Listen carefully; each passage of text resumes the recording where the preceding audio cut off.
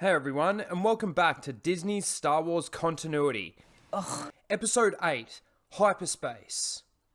Now, even though hyperspace isn't a real thing, over the course of the last 40 odd years, there have been laws created in this universe to justify to us, the fans, how these things work. We know for a ship to be able to travel through hyperspace, it needs to have a hyperdrive. We also know to enter hyperspace, you need to create coordinates, i.e. hyperspace lanes. Try and hold them off. Angle the deflector shield while I make the calculations for the jump to Lightspeed.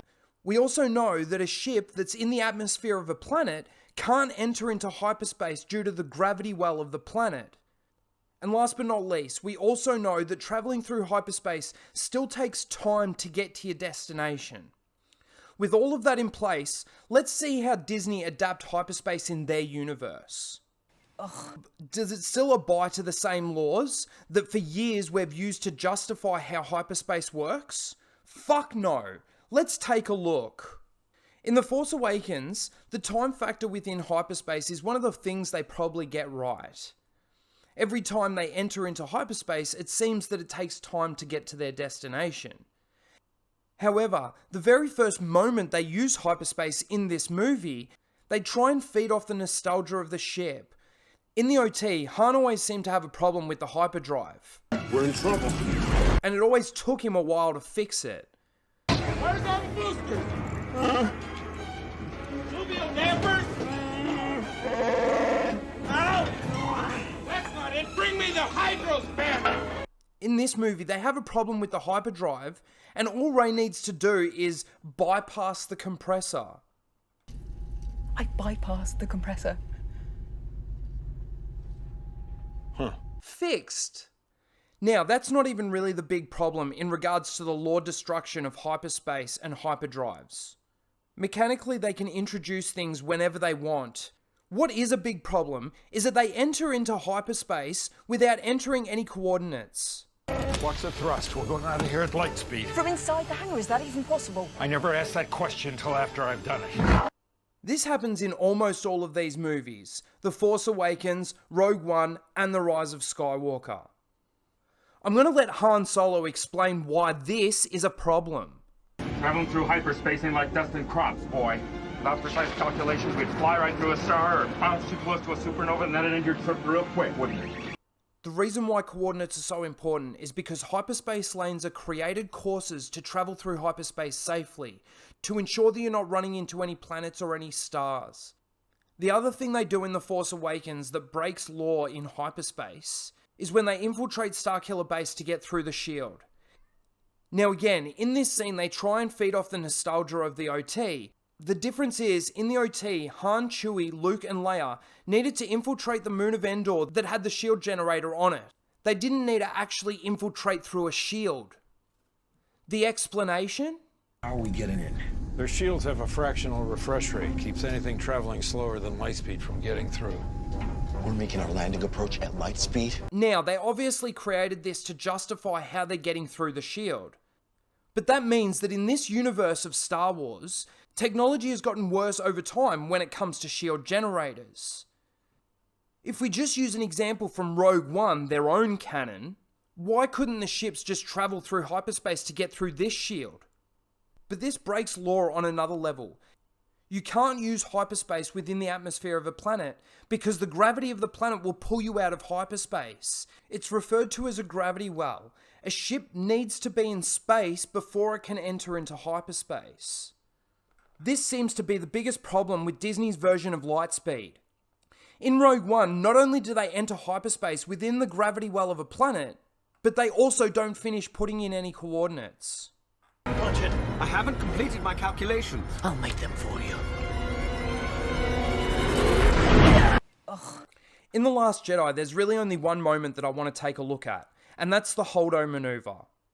Not only is she not using any coordinates, but any safety systems designed to stop you from accidentally doing this seem to fail. And you would think a ship like this would have some. Rian Johnson decided to weaponize hyperspace.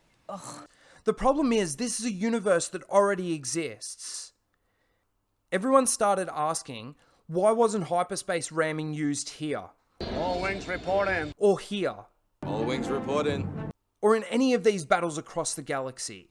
So because of all of that, Lucasfilm decided to explain this away by saying this. We need to put some holdo maneuvers. Do some real damage. Come on, that move is 1 in a million. Okay, so basically she failed to run away.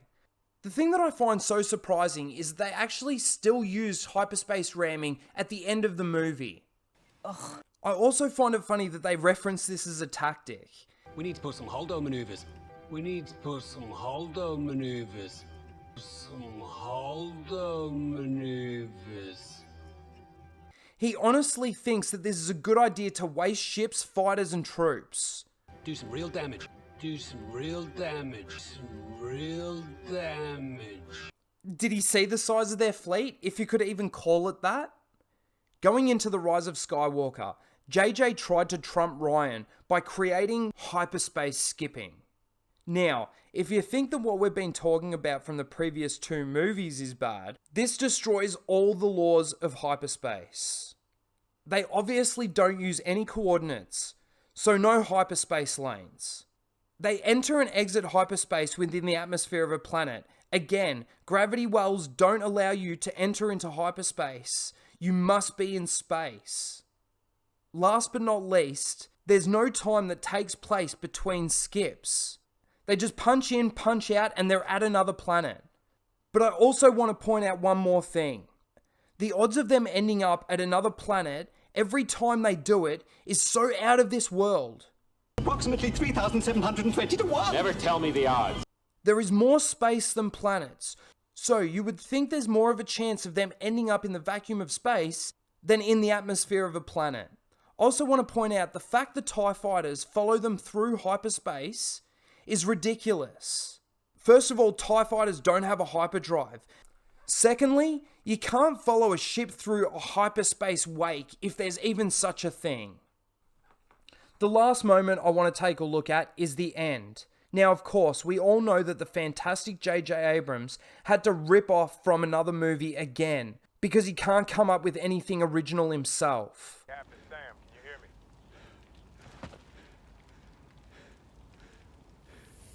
On your left. But there are more of us, Poe. There are more of us. If these are all different people from all different systems across the galaxy, there is no possible way they could all show up at the same time. For example, it would take longer to get from the core systems to the outer rim than it would to get from the mid-rim to the outer rim. This one element of Disney's trilogy really shows how much these 2 directors had a dick measuring contest with Star Wars. And I see your Schwartz is as big as mine. And the fans really did pay for it. J.J. Abrams claims to be a Star Wars fan, but everything that I've mentioned in this video breaks hyperspace law. And these laws were put in place to allow us, the fans, to suspend our disbelief and justify how these things work in, let's say, reality. I'm curious, please let me know in the comments below. Have any of you been able to justify how any of this can be done? And do you like the idea of hyperspace skipping or the holdo maneuver? And please don't forget to like, share, and subscribe. What are you doing? Lightspeed skipping. What are you doing? Lightspeed skipping. Lightspeed skipping. Ugh.